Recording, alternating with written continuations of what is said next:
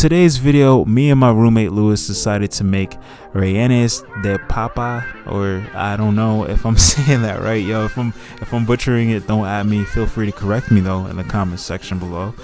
But traditionally, this is a dish that's fried. We decided to make it healthier by baking it in the oven, and honestly, that's honestly the only thing I would say on the fattening side of this dish is the fact that it's fried.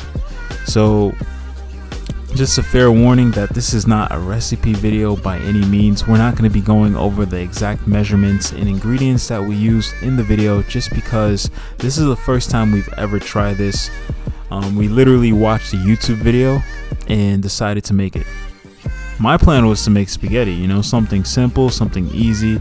Lewis is like, nah man, you know, like we're on lockdown, it's quarantine, we're bored, let's get creative. And he's right. So I decided, let's go along with it and let's film it. So this is the video you're watching today. We made a lot of mistakes and I'm gonna go over all of them for you.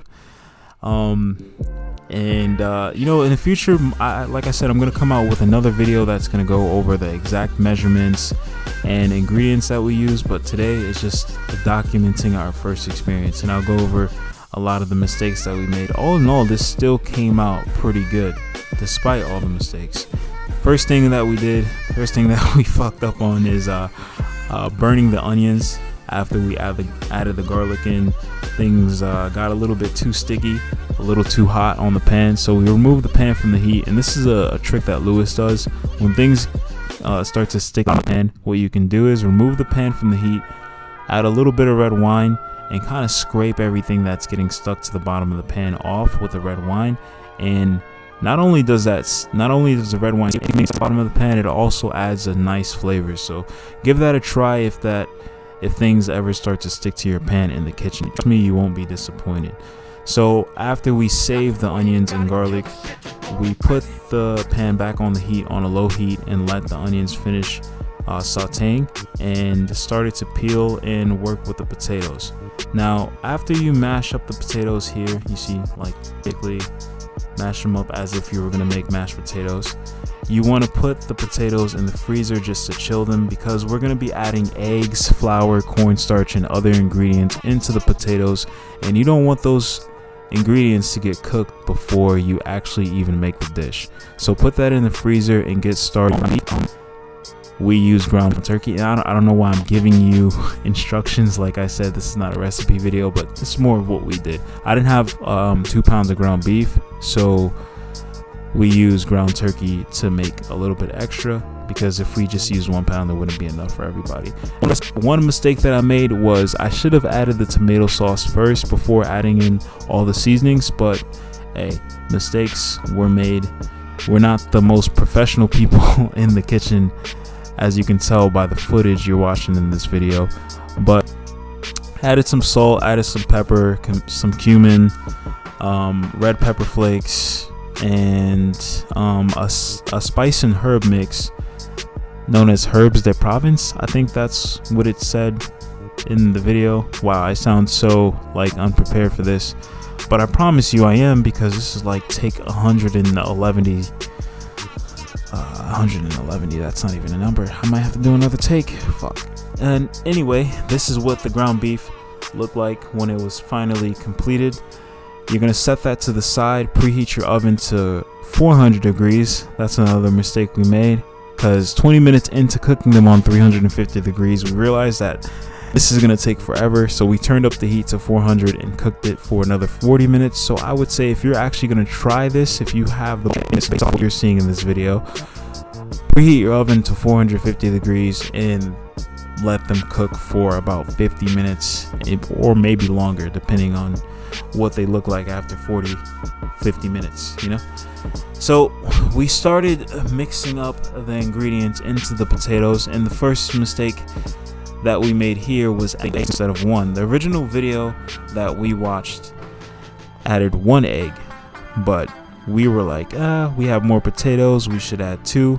But that's when things went horribly wrong, because we added 2 eggs, the mixture was forever cursed to come out like extra dense mashed potatoes, when the consistency that you really want is more like a dough, more like cookie dough consistency.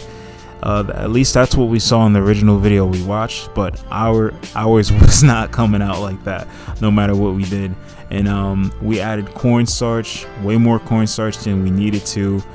I would say like by the end of this, probably a total of like a third of a cup of cornstarch, which is way too much. The dough actually started to taste like cornstarch at one point. So once it got to that point, we were like, nah, let's stop. Let's put it in the fridge for 30 minutes, let it sit, and we'll see if that does it any good. And it didn't. So we ended up adding flour to the original video didn't call for adding flour. You're supposed to use flour after the potato mixture is already done to just form the balls, but you're not really supposed to put flour into it. Now, despite all these mistakes that are currently being made right now, as you see, this is us chilling the potatoes for 30 minutes. Then we went for a walk. But despite all these mistakes, this still came out good, believe it or not. Like, I want to say 9 out of 10, the final recipe. So stay tuned to the end of the video, and you'll see how things came out. But this is after adding all that cornstarch. The mixture still wasn't the consistency it needed to be for us to work it, so we added flour. I would say in total we added maybe a cup and a half, 2 cups of flour, and by the end it still wasn't the consistency we needed it to be, so we just called it quits. This is what it looks like after adding all the flour that we added. So we called it quits, and we decided to do this pizza style. We put some flour down on the countertop, and also we had another station set up on the stove with some flour in a bowl, and we started to form like flat patties and put the meat inside. We're forming the pan de bonos, right? Or pan de bono, what?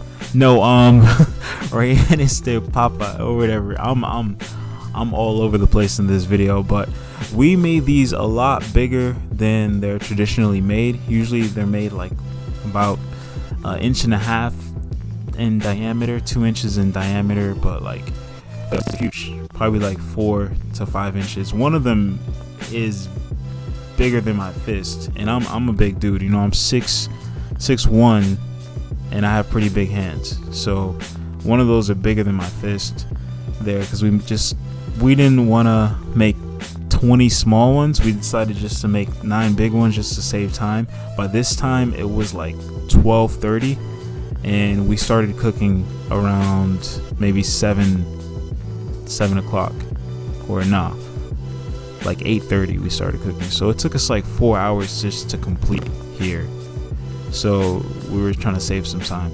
So while your rellenos are in the oven, you can start on whatever side. I decided on Brussels sprouts, some sauteed Brussels sprouts. Yes, seared Brussels sprouts. So what you want to do is wash your Brussels sprouts in the sink, in a strainer, as you saw in the video. Toss them in some salt. But if you don't have sriracha salt, like most of you won't have, you can just mix some cayenne pepper with salt. Exactly the same way, to be honest. And you want to sear in the pan for about 4 to 5 minutes per side until they look nice and beautiful, like you are seeing in said video. And the Rellenos De Papa are done. This is what it looks like this is what they look like when they came out. And I know in the video it kind of looks like bread, but I promise you it tastes just like the real thing. Despite all the mistakes we made, this came out like surprisingly a lot better than I thought. Like, amazing. Like, look at how they look on the plate. Look, Lewis is gonna cut into this one right here. Oh, fire, bro. I'm telling you, like, I was not expecting it to come out this good because we made all those mistakes, but hey, this came out fire. So if you enjoyed this video, if you like this video at all, give it a like, leave a comment in the comment section below if you want to see like a more updated video that goes over the measurements and the exact ingredients to use. We'll give this recipe a try again, just so we can perfect it, and we'll come out with an official video that goes over all the measurements and everything, so you guys can make this yourselves.